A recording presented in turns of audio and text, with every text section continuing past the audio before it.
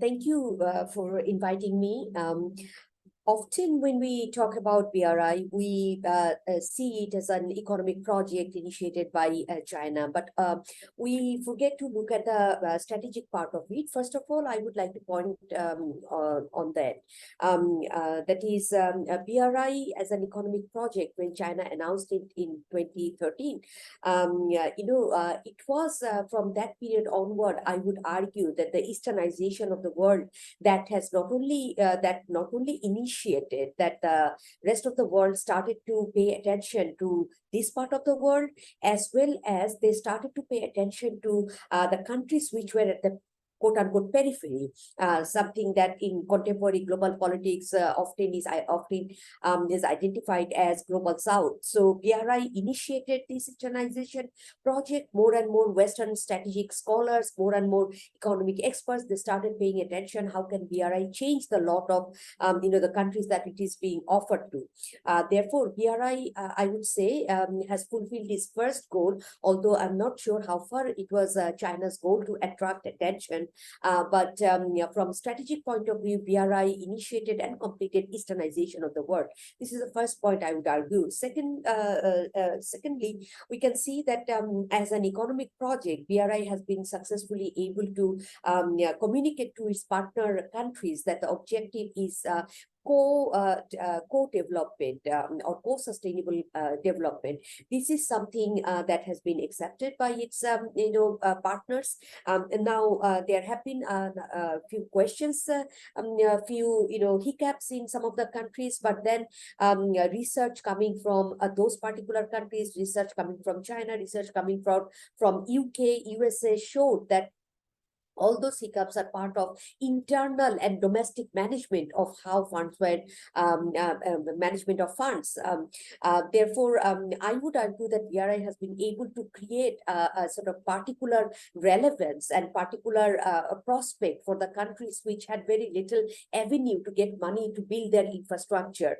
Remember the period when BRI was initiated, 2013-2014, almost all international financial institutions, they were not inclined to provide sort of money to underdeveloped countries for infrastructure building. BRI fulfilled that particular gap, and we can see that these international financial institutions, they have started paying attention to this, and now they are sort of working on a number of infrastructure related projects in South Asia and in a few other countries, but that also started to happen only after 21-22's sort of period.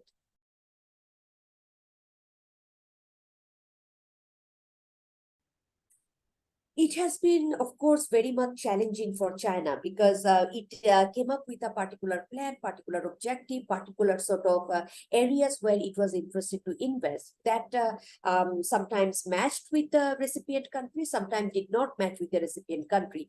As for Bangladesh, we had a particular project that have been very important, significant for Bangladesh's internal domestic connectivity. For example, 4-track railway line connecting Dhaka and Sylhet, that is northeastern part of Bangladesh. But it did not seem feasible to China. Therefore, money has been withdrawn from that project too and given to another project.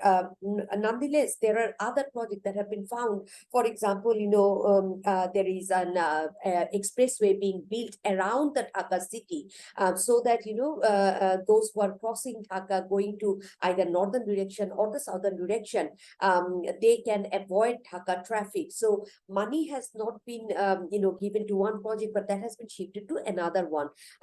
So here both the recipient country and the donor country, they have to sit together, they have to find out the commonalities and then invest in that particular project. Therefore, I would argue that for both the countries, it has been quite successful.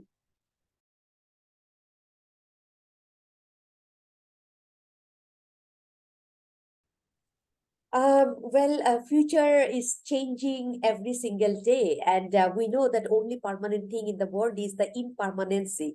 So we can see at least in near future, BRI would be quite successful, but it will heavily depend on how the terms and conditions of the BRI loans are negotiated by the recipient countries, how far China is willing to give some leverage to the recipient countries. As for Bangladesh, our Honorable Prime Minister mentioned back in WEF conference in Dalian in 2019 that Bangladesh negotiates and Bangladesh signs treaties on the merit of each single treaty. So if the countries follow this particular pattern, it should bring some benefit for themselves. However, I would also argue that, of course, nothing comes freely, and I would argue that China also has its own particular interest, and it wants to create sort of connectivity of mind, connectivity of spaces around the world. So that also fulfills China's long-term interest of creating, as I mentioned